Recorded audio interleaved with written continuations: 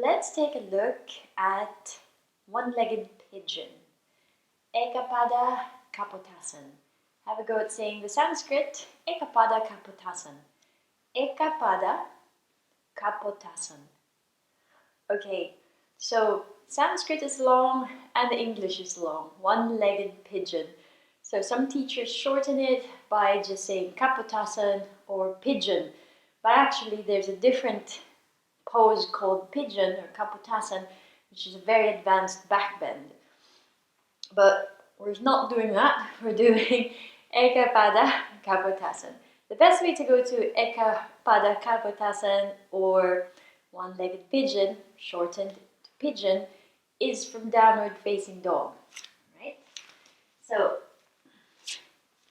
from all fours, tuck the toes under, extend the legs.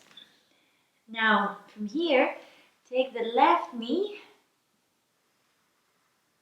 as close as you can towards your chest, and then bring yourself forward. So I'm going into almost a plank. Take my left knee outside of the left hand. Now what happens is students will maybe do this, and if they don't find the flexibility through their hips, that's fine, you can stay there. As much as possible, the knee outside of the hand. And then I slowly transfer the weight from my hands to my hips so I can rest down. So this is when you also start to get some trouble. You have some people where this is too much of a stretch for them, so you can help them out with some bolsters. There's some bolsters here. Or, alternatively, just keep some weight on your hands. When you get used to it, after some practice, you can slowly extend the psoas muscle on the right leg, placing your weight eventually on the floor through your hips, and then you can extend your leg back. So now I'm pointing my foot down. All right. Eventually you can move your hands here in line with the rest of the body. Roll the shoulders back. And this is your one-legged pigeon. It's called the pigeon because it's like a back bend and it opens up your chest. Now there's variation of pigeon that students really love. They can't wait to get to it, which is you walk yourself forward. And you can place just elbows down to the floor or forehead down to the floor if you can reach.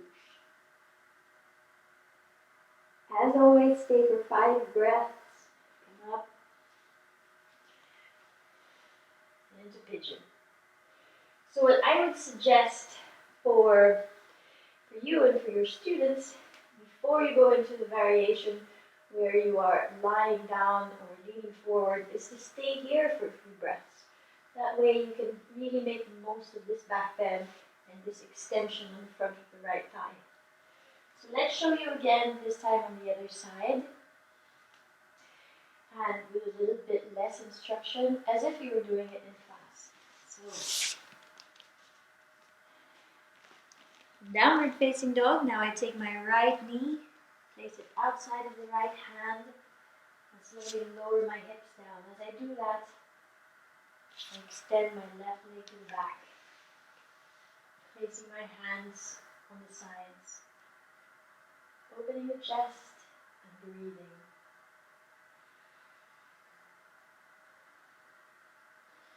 Walk your hands forward, tuck the back toes under, and now you can come back, releasing the pose into downward facing dog. So that down dog or mountain becomes your counter pose because you're allowing your spine to again realign itself. Now, let's talk about the knee in this pose, because as you already know, in yoga the 2 most common injuries or complaints would be knees and lower back. So for this one, let's talk about the knee. When you have your knee out to the side, you want to keep this foot flexed, okay? And toes pointing up. That will help the kneecap a little bit. So I hope you enjoy this pose, and congratulations!